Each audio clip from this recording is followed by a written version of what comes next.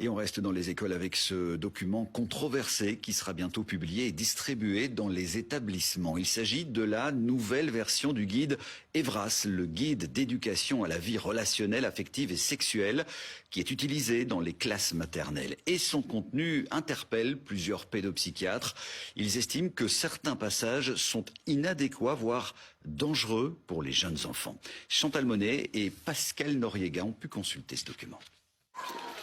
Éduquer les jeunes dès la maternelle à la vie relationnelle, affective et sexuelle, c'est le rôle d'opérateurs labellisés Evras. Leur nouveau guide a été rédigé par la SBL OIS et la Fédération laïque des centres de planning familial. 4 publics sont visés, les 5-8 ans, 9-11 ans, 12-14 ans et les 15-18 ans. Un guide qu'a parcouru cette pédopsychiatre spécialiste de la petite enfance. Il y a des parties qui sont très bien faites et je tiens à le souligner, mais il y a aussi des parties qui ne répondent pas du tout aux besoins des enfants, mais qui pensent y répondre évidemment, mais qui répondent à des questions que les enfants ne se posent pas. Exemple, l'identité sexuelle. Dès 5 ans, prendre conscience que son identité de genre peut correspondre ou ne pas correspondre à celle assignée à la naissance. Dès 9 ans, âge où se produit la grande partie du développement pour les corps mâles et les corps femelles, la notion de transgenre apparaît. Il s'agit d'informer l'enfant sur la possibilité de prendre des hormones ou de recourir à des opérations chirurgicales. Il y a évidemment un risque d'intrusion psychique chez l'enfant qui est potentiellement traumatique, avec un risque de conséquences sur la santé mentale au long terme et même sur la vie sexuelle d'adulte. Et de toute façon, l'enfant qui ne se sent pas dans le bon corps va de toute façon le manifester à un moment donné de manière assez spontanée en fait. Et donc, il ne faut pas faire d'une rareté une généralité.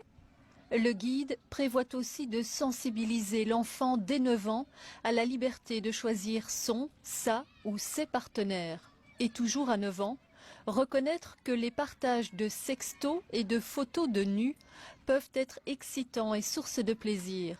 Se sentir libre d'en envoyer dans le consentement. Tout à fait inadmissible, oui. Je pense que ça, c'est vraiment quelque chose qui doit être revu et corrigé. Un enfant de 9 à 11 ans ne doit pas faire de sexto. Et s'il en fait un, c'est qu'il y a un problème, il y a quelque chose qui ne tourne pas rond dans sa vie quotidienne et il faut consulter. Plusieurs associations ont leur logo sur ce guide, notamment la Fédération des associations de parents de l'enseignement officiel. C'est un très bon guide. C'est clair que tout le monde ne partage pas cette vision. Mais il est grand temps que ces formations prennent en compte les problématiques actuelles.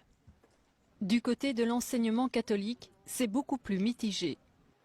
Quelques éléments peuvent poser des questions sur la réelle adéquation entre les contenus et les besoins des enfants en fonction des tranches d'âge. Nous restons ouverts au débat. Les associations de parents de l'enseignement catholique évoquent un dossier problématique et disent avoir été mises devant le fait accompli. Au cabinet de la ministre de l'Enseignement, on nous répond que le document n'est pas encore finalisé.